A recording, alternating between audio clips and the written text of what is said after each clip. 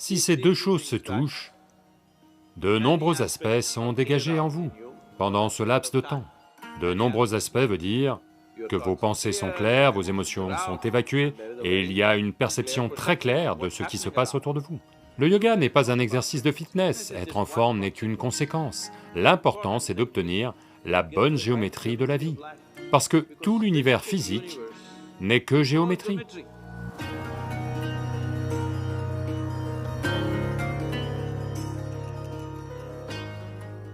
Pourquoi est-ce que partout où vous allez, pour, vous savez, prêcher ou parler, vous vous asseyez dans une certaine position? Vous savez, avec la jambe gauche sans sandales, la jambe gauche repliée et la jambe droite au sol.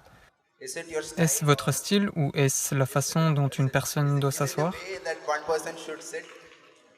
Ce qu'on appelle le Hatha Yoga, les postures physiques, il s'agit de manipuler le corps de telle manière que vous arriviez à une certaine perfection géométrique, pour que votre géométrie soit alignée avec la plus vaste géométrie de la création, afin que vous soyez toujours en phase, vous n'êtes jamais déphasé.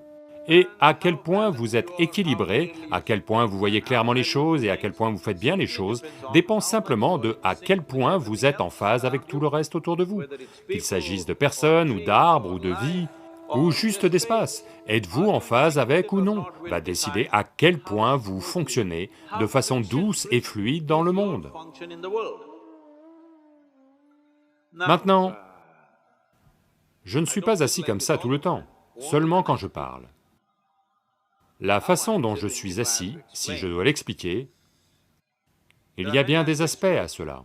Un aspect simple, c'est que le talon gauche est... Il y a un point sur le talon gauche qu'aujourd'hui les sciences médicales appellent Achille.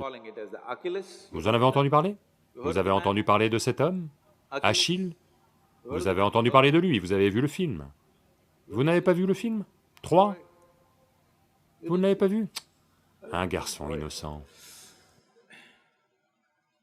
Donc, vous mettez votre talon d'Achille sur ce qu'on appelle le Muladhara, ou périnée de votre corps. Si ces deux choses se touchent, de nombreux aspects sont dégagés en vous pendant ce laps de temps.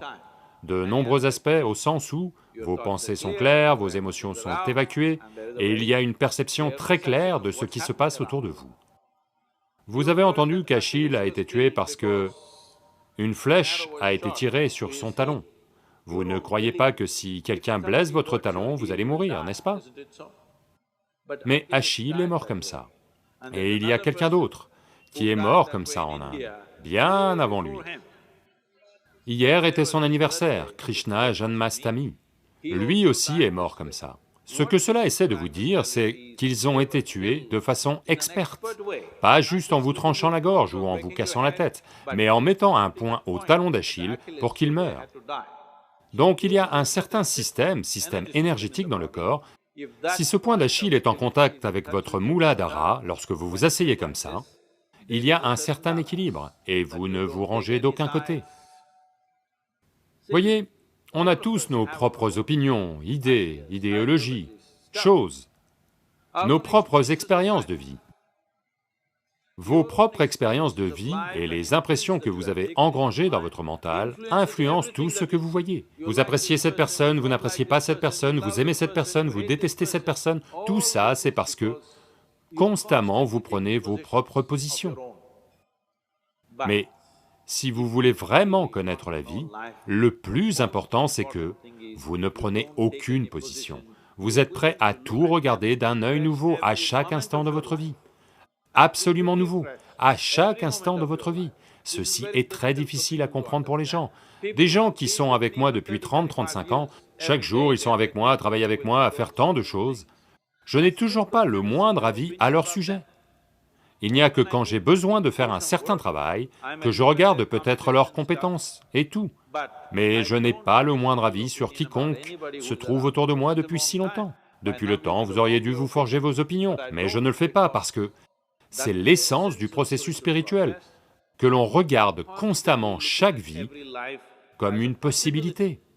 Il y a bien sûr une distance entre la possibilité et la réalité. Certains auront le courage et l'engagement de parcourir cette distance, certains n'auront pas le courage et l'engagement de parcourir cette distance. Mais chaque vie est une possibilité.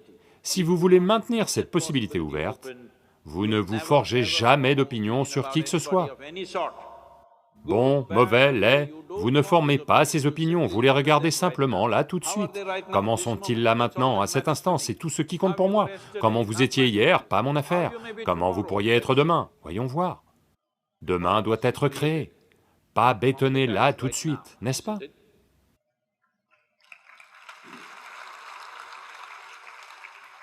C'est une certaine géométrie du corps.